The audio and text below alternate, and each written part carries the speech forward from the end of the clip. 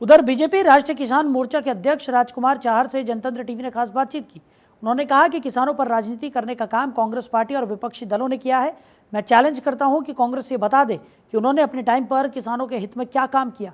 एक फैसला बता दे जो उन्होंने किसानों के हित में लिया हो। किसानों के कंधों पर बंदूक रखकर हमेशा भ्रम की राजनीति कांग्रेस ने की है। साथ ही उन्होंने अयोध्या, काशी और मथुरा को लेकर क्या कुछ कहा, वो भी सुनिए।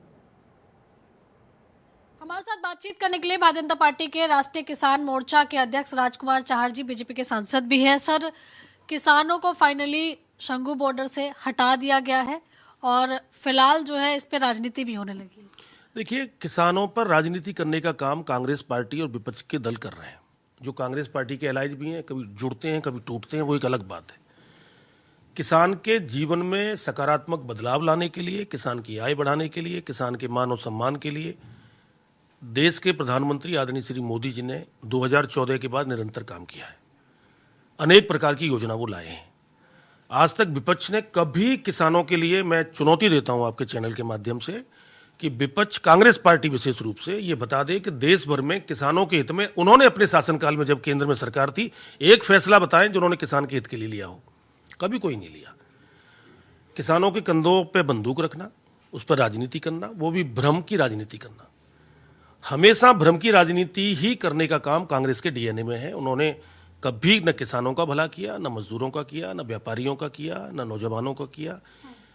किसी भी वर्ग के लिए उन्होंने कोई काम कभी जीवन में नहीं किया। केवल भ्रष्टाचार में और परिवारवाद में डूबी हुई कांग्रेस पार्टी और उनके एलाइज हैं, तो इनसे आप अपेक्षा नहीं कर सकते। मैं यही कहूँगा कि कल देश के कृषि कल्याण मंत्री आदरणीय श्री शिवराज जी चौहान साहब ने किसानों के एक प्रतिनिधि मंडल के साथ बातचीत की थी।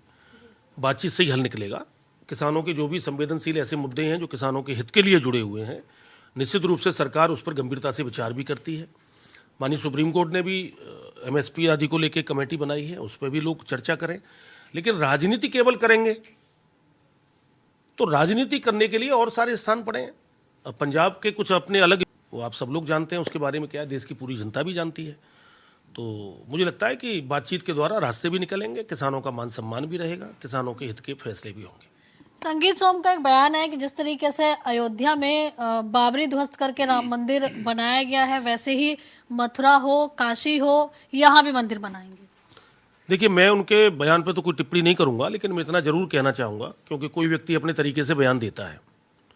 मैं इतना जरूर कहना चाहूँगा कि भारत देश में भगवान कृष्ण, भगवान राम और भगवान शिव और करोड़ों करोड़ों सनातनी आस्था रखने वाले देश और दुनिया में रहने वाले लोग, तो हमारे लिए काशी, मथुरा और अयोध्या उतना ही है जितना एक मुस्लिम समाज के लिए मक्का और मदीना है।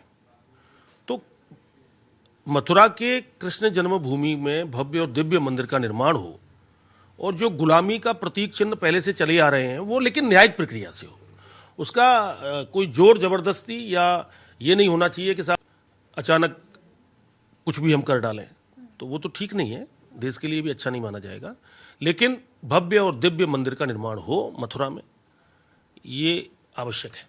लेकिन मैं यही कहूँगा कि लोगों को धैर्यता से काम लेना चाहिए और कांग्रेस पार्टी, समाजवादी पार्टी, जितनी भी इस तरह की जो पार्टियां हैं, जो परिवारवादी पार्टियां भी हैं, तो इनको इनके बहकावे में और इनके भ्रम के डालने में किसी को नहीं आना चाहिए। धन्यवाद। तो देखिए, यहाँ आप राजकुमार चाहर जी को सुन रहे थे। कैमरा पर्सन संतोष के साथ मैं आंचल यादव, जनतंत्र टीवी, दिल्ली।